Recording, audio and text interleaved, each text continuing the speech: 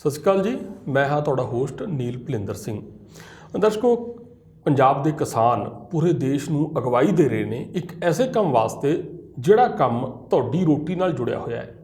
ਪਰ ਇਸ ਅਗਵਾਈ ਨੇ ਪੰਜਾਬ ਦੇ ਕਿਸਾਨਾਂ ਦੇ ਮੂੰਹ ਦੇ ਉੱਤੇ ਇੱਕ ਮਿਹਣਾ ਮਾਰਿਆ ਹੈ। ਉਹ ਮਿਹਣਾ ਕੋਈ ਇੱਕੀ ਦੁੱਕੀ ਨਹੀਂ ਮਾਰ ਰਿਹਾ ਹੈਗਾ, ਉਹ ਮਿਹਣਾ ਬਾਲੀਵੁੱਡ 'ਚ ਬੈਠੇ ਲੋਕ ਮਾਰ ਰਹੇ ਨੇ। ਉਹ ਲੋਕ ਮਾਰ ਰਹੇ ਨੇ ਜਿਨ੍ਹਾਂ ਦਾ ਅਸੀਂ ਹਮੇਸ਼ਾ ਸਤਿਕਾਰ ਕਰਦੇ ਰਹੇ ਹਾਂ। ਉਹ ਮਿਹਣਾ ਇਹ ਹੈ ਕਿ ਇਹ ਤਾਂ ਜੀ ਖਾਲਿਸਤਾਨੀ ਨੇ, ਇਹ ਤਾਂ ਜੀ ਕਿਰਾਏ 'ਤੇ ਆਏ ਹੋਏ ਲੋਕ ਨੇ। ਈਵਨ ਕਿ ਸਾਡੀਆਂ ਮਾਵਾਂ ਭੈਣਾਂ ਵਾਸਤੇ ਵੀ ਇਸ ਤਰ੍ਹਾਂ ਦੇ ਲਫ਼ਜ਼ ਐਸੇ ਲੋਕ ਵਰਤ ਰਹੇ ਨੇ ਜਿਨ੍ਹਾਂ ਨੂੰ ਅਸੀਂ ਬੜਾ ਉਹਨਾਂ ਦੀ ਪ੍ਰਸਤੁਤੀਆਂ ਕਰਕੇ, ਉਹਨਾਂ ਦੇ ਅਭਿਨੇ ਕਰਕੇ ਅਸੀਂ ਉਹਨਾਂ ਦੀ ਹਮੇਸ਼ਾ ਹੀ ਸਲਾਹੁਣਾ ਕਰਦੇ ਰਹੇ ਹਾਂ। ਅਸੀਂ ਉਹਨਾਂ ਦੇ ਫੈਨ ਰਹੇ ਹਾਂ। ਅਸੀਂ ਕਹਿੰਦੇ ਹਾਂ ਯਾਰ, ਇਹ ਇੱਕ ਗਰੀਬ ਘਰ ਦੇ ਬੰਦੇ ਨੇ, ਇੱਕ ਆਮ ਘਰ ਦੇ ਬੰਦੇ ਨੇ, ਇੱਕ ਆਮ ਘਰ ਦੀ ਕੁੜੀ ਨੇ ਜਾ ਕੇ ਉੱਥੇ ਜਾ ਕੇ ਆਪਣਾ ਨਾਂ ਬਣਾਇਆ, ਮਿਹਨਤ ਕੀਤੀ ਹੈ। ਮਿਹਨਤ ਨੂੰ ਹਮੇਸ਼ਾ ਸਲਾਮ ਹੁੰਦਾ ਹੈ, ਪਰ ਜਦੋਂ ਇਹ ਮਿਹਨਤ ਸਿਰ ਤੇ ਚੜ੍ਹ ਕੇ ਬੋਲਦੀ ਹੈ ਤਾਂ ਇਹ ਹੰਕਾਰ ਬਣ ਜਾਂਦੀ ਹੈ। ਐਸਾ ਹੀ ਹੰਕਾਰ ਅੱਜ ਕੱਲ੍ਹ ਕੰਗਣਾ ਰਣੌਤ ਦੇ ਨਾਂ 'ਤੇ ਸਿਰ ਦੇ ਉੱਤੇ ਚੜ੍ਹਿਆ ਹੋਇਆ ਹੈ। ਅਤੇ ਅਸੀਂ ਵਾਹਿਗੁਰੂ ਸੱਚੇ ਪਾਤਸ਼ਾਹ ਅੱਗੇ ਅਰਦਾਸ ਕਰਾਂਗੇ ਕਿ ਉਹ ਇੱਕ ਆਮ ਘਰ ਦੀ ਕੁੜੀ ਜਿਹੜੀ ਸੋਲਨ ਤੋਂ ਗਈ ਹੈ, ਚੰਡੀਗੜ੍ਹ ਗਈ ਹੈ, ਅਤੇ ਉਹਦੇ ਸਿਰ ਦੇ ਉੱਤੇ ਇਹ ਜਿਹੜੀ ਉਹਦੀ ਮਿਹਨਤ ਹੈ ਉਹ ਹੰਕਾਰ ਬਣ ਕੇ ਚੜ੍ਹ ਗਈ ਹੈ ਅਤੇ ਹੰਕਾਰ ਛੇਤੀ ਲੱਥ ਜਾਵੇ। ਪਰ ਜਿਸ ਤਰ੍ਹਾਂ ਦੀ ਉਹ ਪਹਿਲ ਕਦਮੀਆਂ ਕਰ ਚੁੱਕੀ ਹੈ, ਜਿਸ ਤਰ੍ਹਾਂ ਦੀ ਉਹ ਮਿਹਣੇ ਮਾਰ ਚੁੱਕੀ ਹੈ, ਉਹ ਬੜੇ ਘਾਤਕ ਨੇ ਅਤੇ ਬੜੇ ਹੀ ਨਾ ਸਹਿਣਯੋਗ ਨੇ।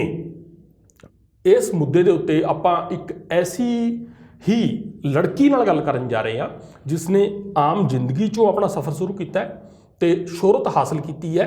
ਅਤੇ ਅਸੀਂ ਪੈਮਾਨਾ ਨਾਪਾਂਗੇ ਕਿ ਕੀ ਸੱਚੀ ਮੁੱਚੀ ਜਦੋਂ ਮਿਹਨਤ ਹੈ ਉਹ ਆਪਣਾ ਰੰਗ ਵਿਖਾ ਦਿੰਦੀ ਹੈ, ਬੰਦਾ ਅੰਜਾਮ 'ਤੇ ਪਹੁੰਚ ਜਾਂਦਾ ਹੈ, ਅਤੇ ਕੀ ਸੱਚੀ ਮੁੱਚੀ ਹੰਕਾਰ ਇੰਨਾ ਹੋ ਜਾਂਦਾ ਹੈ। ਮੇਰੇ ਨਾਲ ਬਣੇ ਹੋਏ ਨੇ ਸੋਨੀਆ ਮਾਨ ਟੀਵੀ ਪੰਜਾਬ ਦੇ ਸਟੂਡੀਓ 'ਚ। ਸਤਿ ਸ਼੍ਰੀ ਅਕਾਲ ਜੀ ਸੋਨੀਆ ਜੀ। ਸਤਿ ਸ਼੍ਰੀ ਅਕਾਲ ਸੋਨੀਆ ਜੀ, ਪਹਿਲਾਂ ਤਾਂ ਮੈਂ ਇਹ ਇੱਕ ਜਿਹੜਾ ਇਮੋਸ਼ਨਲ ਜਿਹਾ ਸਵਾਲ ਹੀ ਮੇਰਾ ਇੱਕ ਮਨ 'ਚ ਜੋ ਬਣਿਆ ਹੋਇਆ ਹੈ ਉਹ ਇਹ ਹੈ ਕਿ ਕੀ ਸੱਚੀ ਮੁੱਚੀ ਮਿਹਨਤ ਹੰਕਾਰ ਬਣ ਜਾਂਦੀ ਹੈ? ਜ਼ਰੂਰੀ ਨਹੀਂ ਹੈ ਜੀ। ਉਹ ਵੇਖਿਆ ਜਾਵੇ ਤਾਂ ਤੁਸੀਂ ਆਪਣੇ ਆਪ ਦੇ ਵਿੱਚ ਟਟੋਲਦੇ ਹੋ ਜਦੋਂ ਤੁਸੀਂ ਇੰਨੀ ਮਿਹਨਤ ਕਰਕੇ ਇੰਨੀ ਬੁਲੰਦੀਆਂ 'ਤੇ ਪਹੁੰਚਦੇ ਹੋ, ਔਰ ਜੋ ਤੁਸੀਂ ਇੱਕ ਰੱਬ ਦਾ ਓਟ ਆਸਰਾ ਲੈ ਕੇ ਹਮੇਸ਼ਾ ਸੱਚੇ ਪਾਤਸ਼ਾਹ ਨੂੰ ਯਾਦ ਕਰਕੇ ਹਮੇਸ਼ਾ ਤੁਸੀਂ ਆਪਣਾ ਕੰਮ ਸ਼ੁਰੂ ਕਰਦੇ ਹੋ। ਮੈਨੂੰ ਨਹੀਂ ਲੱਗਦਾ ਵੀ ਜਿਹੜਾ ਇਨਸਾਨ ਪਰਮਾਤਮਾ ਨੂੰ ਹਮੇਸ਼ਾ ਆਪਣੇ ਦਿਲ ਦੇ ਵਿੱਚ ਰੱਖਦਾ ਹੈ ਜਾਂ ਉਹਦਾ ਓਟ ਆਸਰਾ ਲੈ ਕੇ ਚੱਲਦਾ ਹੈ, ਉਹਦੇ ਵਿੱਚ ਕਦੀ ਘਮੰਡ ਆਉਂਦਾ ਹੈ। ਪਰ ਜਿਹੜਾ ਇਨਸਾਨ ਰੱਬ ਨੂੰ ਭੁੱਲ ਜਾਂਦਾ ਹੈ ਉਹ ਕਿਤੇ ਨਾ ਕਿਤੇ ਉਹਦੇ ਵਿੱਚ ਘਮੰਡ ਆ ਜਾਂਦਾ ਹੈ। ਔਰ ਜੋ ਕਿ ਅਸੀਂ ਅੱਜ ਕੱਲ੍ਹ ਦੇਖ ਰਹੇ ਹਾਂ ਕੰਗਨਾ ਜੀ ਦੇ ਵਿੱਚ ਔਰ ਹੋਰ ਵੀ ਸੈਲੀਬ੍ਰਿਟੀਜ਼ ਦੇ ਵਿੱਚ ਦੇਖਦੇ ਹਾਂ।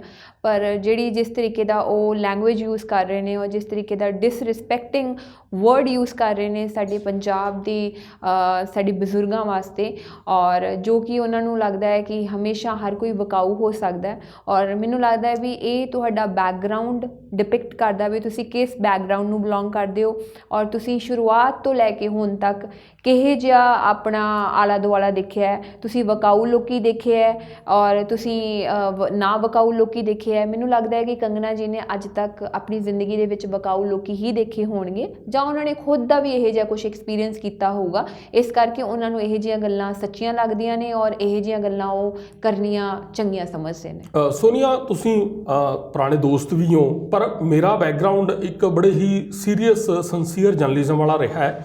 ਪਤਾ ਨਹੀਂ ਕਿ ਮੇਰਾ ਸਵਾਲ ਬਹੁਤ ਜ਼ਿਆਦਾ ਵਜ਼ਨਦਾਰ ਨਾ ਹੋ ਜੇ। ਮੇਰਾ ਸਵਾਲ ਇਹ ਹੈ ਕਿ ਕੀ ਇੱਕ ਥਾਂ ਦੇ ਉੱਤੇ ਜਾ ਕੇ ਕਿਸੇ ਵੀ ਕਲਾਕਾਰ ਨੂੰ ਕੀ ਉਸ ਤਰ੍ਹਾਂ ਦੀਆਂ ਚੀਜ਼ਾਂ ਦੇ ਵਿੱਚ ਸ਼ਾਮਲ ਹੋ ਜਾਣਾ ਚਾਹੀਦਾ ਹੈ ਜਿਸ ਤਰ੍ਹਾਂ ਦੀਆਂ ਚੀਜ਼ਾਂ ਤੋਂ ਉਸ ਨੂੰ ਲੋੜ ਨਹੀਂ ਹੁੰਦੀ? ਬਲਕਿ ਮੈਂ ਪਤਾ ਨਹੀਂ ਮੈਂ ਤੁਹਾਨੂੰ ਕਲੀਅਰ ਕਰ ਪਾ ਰਿਹਾ ਕਿ ਨਹੀਂ ਕਰ ਪਾ ਰਿਹਾ ਕਿ ਇੱਕ ਕਲਾਕਾਰ ਹੈ, ਉਹ ਕਲਾਕਾਰੀ ਕਰਨ ਵਾਸਤੇ ਆਇਆ, ਉਹਨੇ ਆਪਣੀ ਅਦਾਕਾਰੀ ਕਰਨੀ ਹੈ, ਚਾਹੇ ਉਹ ਫਿਲਮਾਂ ਰਾਹੀਂ ਕਰੇ, ਚਾਹੇ ਉਹ ਸਟੇਜ ਰਾਹੀਂ ਕਰੇ, ਚਾਹੇ ਕਿਸੇ ਵੀ ਰੂਪ 'ਚ ਕਰੇ, ਉਹਨੂੰ ਲੋਕ ਪ੍ਰਵਾਨ ਕਰਨ ਲੱਗ ਜਾਂਦੇ ਨੇ। ਅਤੇ ਇੱਕ ਥਾਂ 'ਤੇ ਆ ਕੇ ਉਸ ਦੇ ਦਿਮਾਗ ਦੇ ਵਿੱਚ ਇਹ ਚੀਜ਼ ਵੜ ਜਾਂਦੀ ਹੈ ਕਿ ਨਹੀਂ, ਮੈਂ ਹੁਣ ਇਸ ਤੋਂ ਵੱਖਰੇ ਤਰ੍ਹਾਂ ਕੁਝ ਕਰਕੇ ਦਿਖਾਣਾ, ਮੈਂ ਰਾਜਨੀਤਿਕ ਲੋਕਾਂ ਦੀ ਲੋੜ ਪੂਰੀ ਕਰਕੇ ਦਿਖਾਣੀ ਹੈ। ਕਿ ਬਹੁਤ ਸਾਰੇ ਕਲਾਕਾਰ ਨੇ ਜਿਹੜੇ ਪਾਰਲੀਮੈਂਟ 'ਚ ਗਏ ਨੇ, ਬਹੁਤ ਸਾਰੇ ਕਲਾਕਾਰ ਨੇ ਜਿਹੜੇ ਅੱਜ ਮੰਤਰੀ ਬਣੇ ਹੋਏ ਨੇ। ਸਿਮਰਤੀ ਇਰਾਨੀ ਦੀ ਉਦਾਹਰਨ ਸਾਡੇ ਸਾਹਮਣੇ ਹੈ। ਕੀ ਲੋੜ ਹੁੰਦੀ ਹੈ, ਤੁਸੀਂ ਮਹਿਸੂਸ ਕਰਦੇ ਹੋ, ਜੇ ਮੇਰਾ ਸਵਾਲ ਤੁਹਾਨੂੰ ਸੂਟ ਕਰਦਾ ਹੋਵੇ?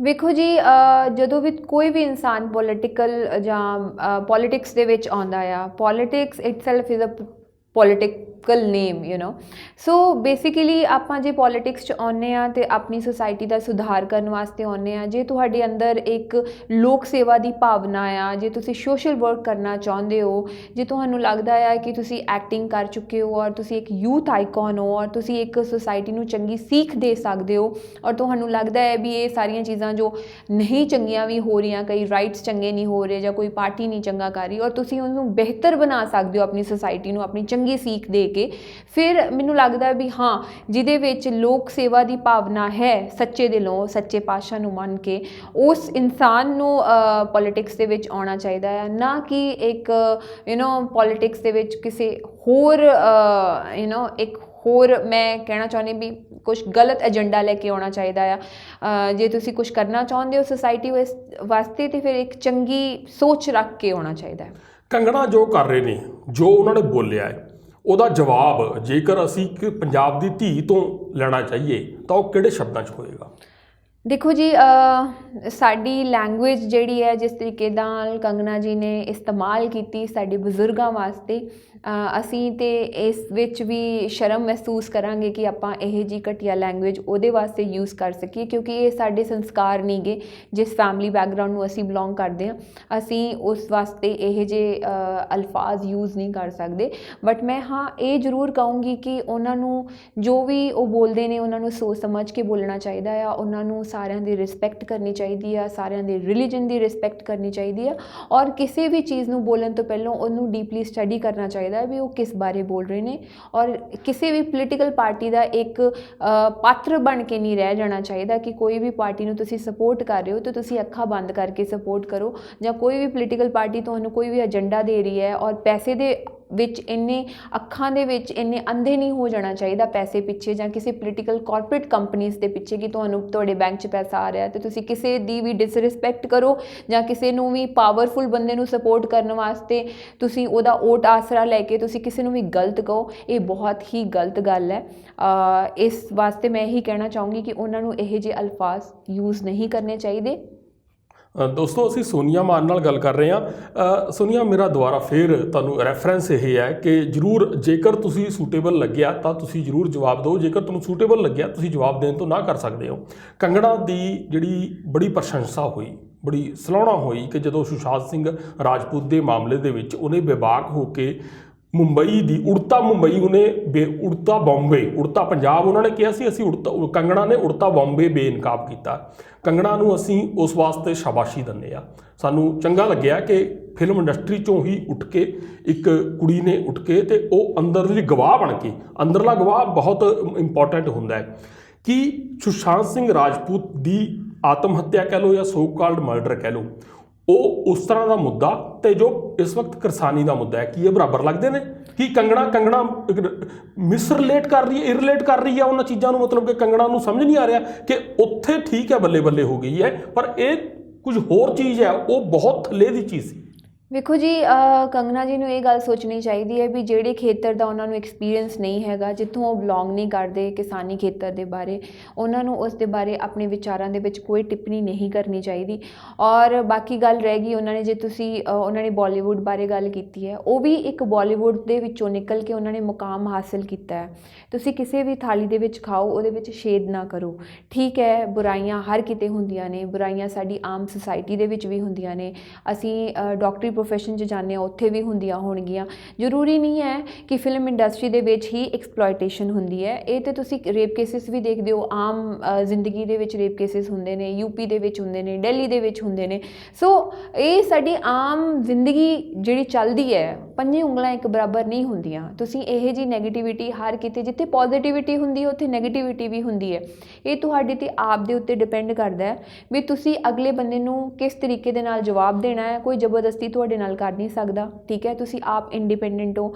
ਮੈਂ ਵੀ ਇਸ ਫਿਲਮ ਇੰਡਸਟਰੀ 'ਚ ਕੰਮ ਕਰਦੀ ਹਾਂ ਔਰ ਪਿਛਲੇ ਕਿੰਨੇ ਸਾਲਾਂ ਤੋਂ ਕਰਦੀ ਆ ਰਹੀ ਹਾਂ, ਔਰ ਮੈਨੂੰ ਨਹੀਂ ਲੱਗਦਾ ਵੀ ਜੇ ਤੁਸੀਂ ਇਹ ਚੀਜ਼ਾਂ ਤੁਸੀਂ ਇਸ ਸੁਸਾਇਟੀ ਦੇ ਵਿੱਚ ਦੇਖਦੇ ਹੋ, ਫਿਲਮ ਇੰਡਸਟਰੀ ਦੇ ਵਿੱਚ ਦੇਖਦੇ ਹੋ, ਤੁਸੀਂ ਇਹ ਆਮ ਸੁਸਾਇਟੀ ਦੇ ਵਿੱਚ ਵੀ ਇਹ ਗੱਲਾਂ ਦੇਖਦੇ ਹੋ। ਅਤੇ ਮੈਂ ਜੋ ਚੀਜ਼ਾਂ ਇਹ 'ਚ ਫੇਸ ਕੀਤੀਆਂ, ਮੈਂ ਆਮ ਸੁਸਾਇਟੀ ਦੇ ਵਿੱਚ ਵੀ ਸੇਮ ਗੱਲਾਂ ਫੇਸ ਕੀਤੀਆਂ, ਅਤੇ ਉਹ ਮੇਰੇ 'ਤੇ ਡਿਪੈਂਡ ਕਰਦਾ ਆ ਕਿ ਮੈਂ ਉਹ ਸ਼ਾਰਟਕਟ ਅਪਣਾਉਣਾ ਚਾਹੁੰਦੀ ਹਾਂ ਆਪਣੀ ਜ਼ਿੰਦਗੀ ਦੇ ਵਿੱਚ ਕਿ ਨਹੀਂ ਅਪਣਾਉਣਾ ਚਾਹੁੰਦੀ। ਅਤੇ ਇਹ ਕੰਗਨਾ ਜੀ ਸਾਰਿਆਂ ਦੇ ਉੱਤੇ ਇਹ ਸਾਰੀਆਂ ਚੀਜ਼ਾਂ ਲੱਗ ਲਾਗੂ ਨਹੀਂ ਕਰ ਸਕਦੇ, ਔਰ ਹਰ ਇੱਕ ਦੀ ਆਪੋ ਆਪਣੀ ਪਰਸਨਲ ਲਾਈਫ ਹੁੰਦੀ ਹੈ, ਤੁਸੀਂ ਕਿਸੇ ਦੀ ਪਰਸਨਲ ਲਾਈਫ ਦੇ ਉੱਤੇ ਕਿਸੇ ਤਰੀਕੇ ਦੀ ਟਿੱਪਣੀ ਨਹੀਂ ਕਰ ਸਕਦੇ।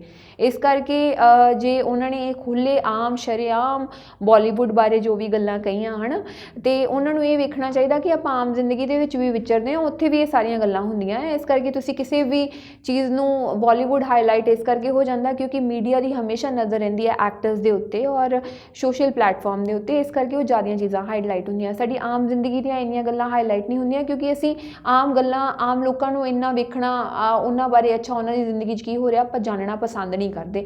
ਸੋ ਜਿਹੜੀ ਥਾਲੀ 'ਚ ਖਾਓ ਉਸ ਥਾਲੀ ਦੇ ਵਿੱਚ ਛੇਦ ਨਹੀਂ ਕਰਨਾ ਚਾਹੀਦਾ, ਬਸ ਮੇਰਾ ਇਹੀ ਕਹਿਣਾ ਸੀਗਾ।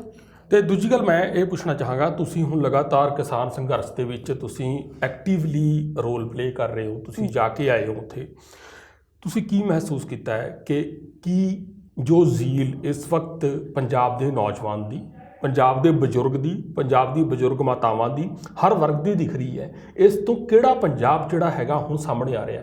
ਤੁਸੀਂ ਮਹਿਸੂਸ ਕੀਤਾ ਹੈ ਕਿ ਤੁਹਾਡੇ ਆਪਣੇ ਪਰਸਨਲ ਪੰਜਾਬ ਬਾਰੇ ਤੁਹਾਡਾ ਪਰਸਨਲ ਕੋਈ ਵਿਊ ਸੀ ਕਿ ਨਹੀਂ ਇਹ ਤਾਂ ਨਸ਼ੇੜੀ ਨੇ, ਇਹ ਬੇਰੁਜ਼ਗਾਰ ਨੇ, ਇਹ ਕੰਮ ਨਹੀਂ ਕਰਨਾ ਚਾਹੁੰਦੇ, ਇਹ ਖੇਤੀ ਨਹੀਂ ਕਰਨਾ ਚਾਹੁੰਦੇ, ਇਹ ਨੌਕਰੀਆਂ ਨਹੀਂ ਕਰਨਾ ਚਾਹੁੰਦੇ, ਇਹ ਗੁਲਾਮੀ ਨਹੀਂ ਕਰਨਾ ਚਾਹੁੰਦੇ, ਜਿਹੜਾ ਅੱਜ ਪੰਜਾਬ ਤੁਸੀਂ ਕੁੰਡਲੀ ਬੈਰੀਅਰ ਤੇ ਸਿੰਘੂ ਬੈਰੀਅਰ ਤੇ ਦੇਖ ਕੇ ਆਏ ਹੋ, ਉਸ ਪੰਜਾਬ ਨੂੰ ਤੁਸੀਂ ਕਿਸ ਤਰ੍ਹਾਂ ਐਲੈਬੋਰੇਟ ਕਰਨਾ ਚਾਹੋਗੇ?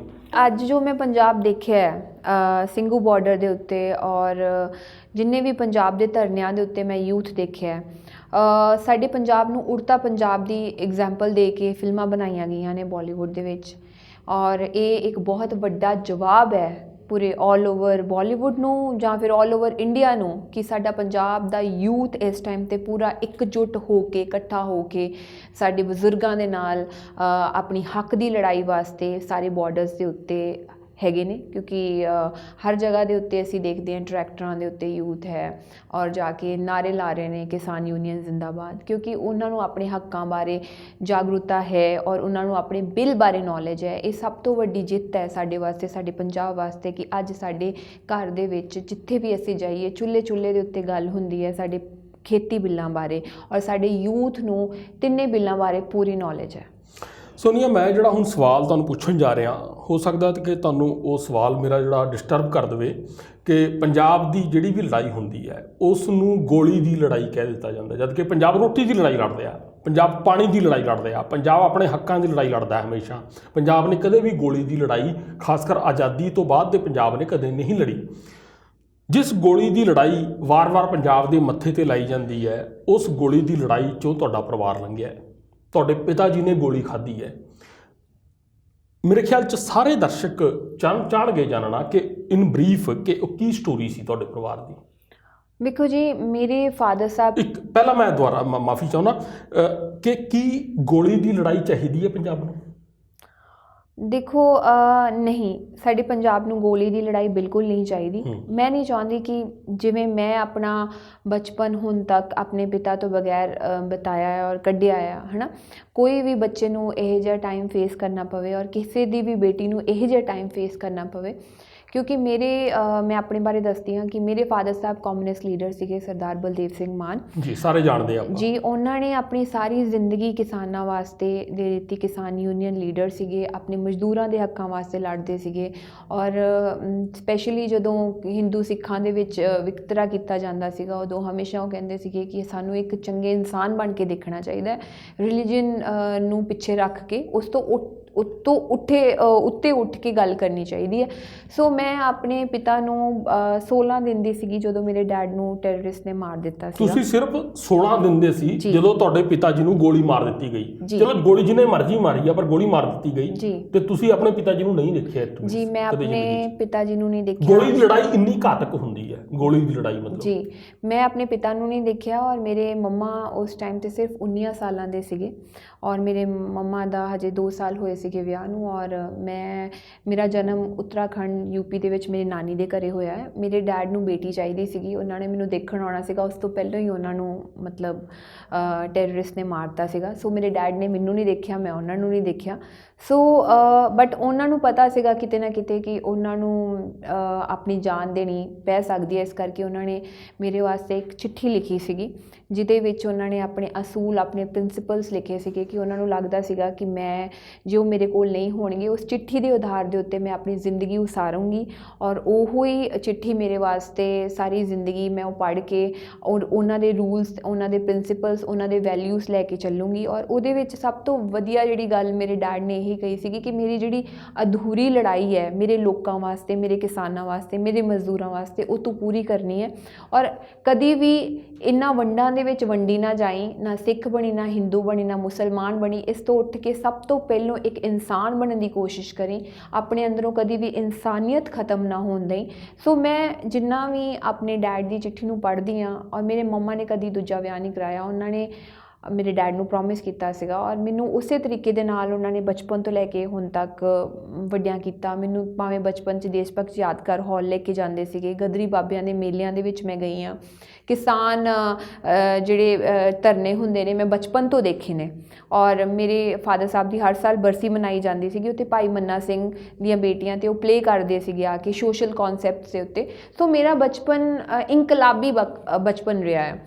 ਸੋ ਮੈਂ ਇਹ ਜਿਹੇ ਦੌਰ 'ਚੋਂ ਨਿਕਲੀ ਹਾਂ। ਸੋ ਮੈਂ ਇਹ ਕਿਸਾਨੀ ਪੇਨ ਇਸ ਟਾਈਮ 'ਤੇ ਫੀਲ ਕਰ ਸਕਦੀ ਹਾਂ ਕਿਉਂਕਿ ਉਹ ਮੇਰੇ ਮੰਮਾ ਦੀ ਪਰਵਰਿਸ਼ ਆ ਔਰ ਮੇਰੇ ਡੈਡ ਦੀ ਚਿੱਠੀ ਆ ਜਿਹਦੇ ਕਰਕੇ ਮੈਂ ਤੁਹਾਡੇ ਸਾਹਮਣੇ ਬੈਠੀ ਹਾਂ। ਸੋਨੀਆ, ਮੈਂ ਫਿਰ ਵਾਰ-ਵਾਰ ਮੈਨੂੰ ਪਤਾ ਨਹੀਂ ਕਿਉਂ ਤੁਹਾਨੂੰ ਸਵਾਲ ਕਹਿਣ ਤੋਂ ਪਹਿਲਾਂ ਹੀ ਮੈਨੂੰ ਜਸਟੀਫਿਕੇਸ਼ਨ ਦੇਣੀ ਪੈ ਜਾਂਦੀ ਹੈ ਕਿ ਮੇਰਾ ਸਵਾਲ ਹੋ ਸਕਦਾ ਕਿ ਤੁਹਾਨੂੰ ਡਿਫੀਕਲਟ ਲੱਗੇ। ਤੁਹਾਡੇ ਪਿਤਾ ਜੀ ਨੂੰ ਇੱਕ ਕਾਮਰੇਡ ਹੁੰਦੇ ਹੋਏ ਉਸ ਵਿਚਾਰਧਾਰਾ ਦੇ ਲੋਕਾਂ ਨੇ ਮਾਰਿਆ, ਜੋ ਵਿਚਾਰਧਾਰਾ ਖਾਲਿਸਤਾਨੀ ਵਿਚਾਰਧਾਰਾ ਅੱਜ ਵੀ ਪੰਜਾਬ ਦੇ ਲੋਕਾਂ ਦੇ ਮਨਾਂ 'ਚ ਮੌਜੂਦ ਹੈ। ਅਸੀਂ ਕਹਿੰਦੇ ਹਾਂ ਕਿ ਖਾਲਿਸਤਾਨੀ ਜਿਹੜੇ ਸੀਗੇ ਜਿੰਨੇ ਵੀ ਸੀ ਉਹ ਸਾਡੇ ਸੀ, ਜਾਂ ਅਸੀਂ ਹਮਦਰਦੀ ਰੱਖਦੇ ਹਾਂ ਕਿਸੇ ਵੀ ਤਰ੍ਹਾਂ ਨਾਲ, ਅਸੀਂ ਉਸ ਚੀਜ਼ ਨੂੰ ਜਸਟੀਫਾਈ ਕਰਦੇ ਹਾਂ। ਅਤੇ ਅੱਜ ਸੋਨੀਆ ਮਾਨ ਦਿੱਲੀ ਦੀ ਬਰੂਹਾਂ 'ਤੇ ਜਾ ਕੇ ਕਿਸਾਨਾਂ ਨਾਲ ਮੋਢਾ ਜੋੜ ਕੇ, ਧੀ ਬਣ ਕੇ, ਕਿਸੇ ਦੀ ਭੈਣ ਬਣ ਕੇ ਉੱਥੇ ਖੜ੍ਹਦੀ ਹੈ। ਤਾਂ ਤੁਹਾਨੂੰ ਕਦੇ ਲੱਗਦਾ ਹੈ ਕਿ ਤੁਸੀਂ ਜਿਨ੍ਹਾਂ ਨੇ ਤੁਹਾਡਾ ਪਿਓ ਮਾਰਿਆ, ਜਿਸ ਵਿਚਾਰਧਾਰਾ ਨੇ ਤੁਹਾਡਾ ਪਿਓ ਮਾਰਿਆ, ਤੁਹਾਡੇ ਦੇਖਣ ਤੋਂ ਪਹਿਲਾਂ ਤੁਹਾਨੂੰ ਉਹਨੇ ਨਹੀਂ ਦੇਖਿਆ, ਤੁਸੀਂ ਉਹਨਾਂ ਨੂੰ ਨਹੀਂ ਦੇਖਿਆ ਹੈ, ਤੁਸੀਂ ਕਦੇ ਜ਼ਿੰਦਗੀ 'ਚ ਮਹਿਸੂਸ ਹੋਇਆ ਕਿ ਨਹੀਂ ਯਾਰ ਇਹ ਲੋਕ ਤਾਂ ਮਤਲਬ ਮੇਰੇ ਨਹੀਂ ਸੀ, ਇਹਨਾਂ ਨੇ ਤਾਂ ਪਿਓ ਨੂੰ ਮਾਰਿਆ, ਮੇਰੇ ਨੇ ਵਿਚਾਰਧਾਰਾ ਨੇ ਮੇਰੇ ਪਿਓ ਨੂੰ ਮਾਰਿਆ, ਮੇਰੇ ਪਿਓ ਦੀ ਵਿਚਾਰਧਾਰਾ ਹੋਰ ਸੀ? ਦੇਖੋ ਜੀ, ਜਿੱਥੇ ਮੈਂ ਜਾਂਦੀ ਹਾਂ ਬਾਰਡਰਸ ਦੇ ਉੱਤੇ, ਜਿੱਥੇ ਮੈਂ ਆਪਣੀ ਕਿਸਾਨੀ, ਮੇਰੇ ਡੈਡ ਸਾਰੀ ਜ਼ਿੰਦਗੀ ਆਪਣੀ ਉਹਨਾਂ ਨੇ ਲਾਤੀ ਕਿਸਾਨਾਂ ਦੇ ਹੱਕਾਂ ਵਾਸਤੇ ਲੜਨ ਵਾਸਤੇ। ਜਿੱਥੇ ਮੈਂ ਜਾਂਦੀ ਹਾਂ ਉੱਥੇ ਮੇਰੇ ਸਾਰੇ ਡੈਡ ਦੇ ਫਰੈਂਡਸ ਹੁੰਦੇ ਆ, ਸਾਡੀ ਕਿਸਾਨ ਜਥੇਬੰਦੀਆਂ ਹੁੰਦੀਆਂ ਨੇ, ਉਹਨਾਂ ਨੇ ਆਪਣੀ ਸਾਰੀ ਜ਼ਿੰਦਗੀ ਕਿਸਾਨਾਂ ਵਾਸਤੇ ਦਿੱਤੀ। ਉੱਥੇ ਕੋਈ ਖਾਲਿਸਤਾਨੀ ਨਹੀਂ ਹੁੰਦੇ। ਸਾਡੇ ਜਿੰਨੇ ਵੀ ਦਿੱਲੀ ਦੇ ਜਿੰਨੇ ਧਰਨੇ ਨੇ ਉੱਥੇ ਸਾਰੇ ਕਿਸਾਨ ਹੁੰਦੇ ਨੇ, ਕਿਸਾਨ ਫੈਮਲੀਜ਼ ਹੁੰਦੀਆਂ ਨੇ, ਔਰ ਉੱਥੇ ਕੋਈ ਖਾਲਿਸਤਾਨੀ ਚੀਜ਼ ਪ੍ਰਮੋਟ ਨਹੀਂ ਕੀਤੀ ਜਾਂਦੀ। ਉੱਥੇ ਸਿਰਫ ਸਾਡਾ ਇੱਕ ਕਿਸਾਨਾਂ ਦਾ ਏਜੰਡਾ ਆ।